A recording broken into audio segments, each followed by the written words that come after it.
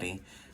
I'm back today, and I suppose we'll read this entry today. This one's called What Others Think. We've already gone over quite a few that were a lot like this, but I chose this one because I figured it would have, more of a message in this book's style. I would like to see what it says. So let's get started. My family and all my friends could tell you I'm not perfectly humble, but I do my best. I used to really care about what people thought of me. I'm still not great, but I'm better than before. When I was 13, we went camping with a couple of other families. At that time in my life, I was super worried about what people thought about me. I always felt like they were watching me, and every move had to be just right. An older boy and I went up to climb a cliff. I was about 100 feet tall. We climbed from the top to the bottom and then back up. Halfway up, a crowd gathered at the bottom and watched. This is my chance, I thought. I had to show them what a good climber I was. The older boy said we should go back down and find a better way up. I thought that since I was a great climber, I could climb it, but I got stuck.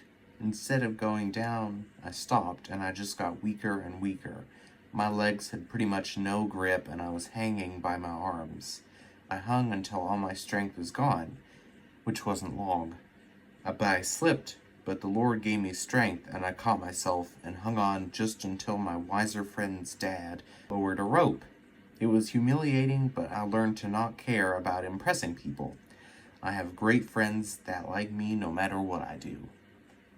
Well, I really appreciate this one, actually. I think the reason I like this book a lot is because, it has really wholesome things like this and that tell, important stories. But at the same time, it's not afraid to ask the hard questions, which really contributes to the other half of the picture. And it's very respectable. And so, with that, out of this message, we can kind of gather the idea that, because he went the hard way to try to impress people and then ended up getting stuck, in itself is kind of like an allegory, in the way it portrays him trying to show off and then failing compared to the one who took the safe way. Which what he did could have turned out okay, but it just didn't, because that's how life happens. And, it makes sense at this guy's age that he would think so much about himself in relation to other people's perception. And I think in, early teens, it's called imaginary audience, isn't it? I think it is. Even if, let's say maybe you're this kid's age and you start to think a lot about, other people.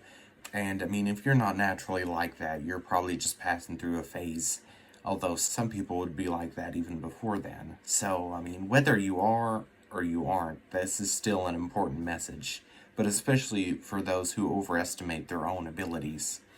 I can't remember what the effect's called, but I believe it's a phenomenon where, in the workplace, they measured how capable people were against what they thought they were capable of. And in the end, it demonstrated that the people that were more capable of their abilities, questioned themselves more, and they thought they were less capable.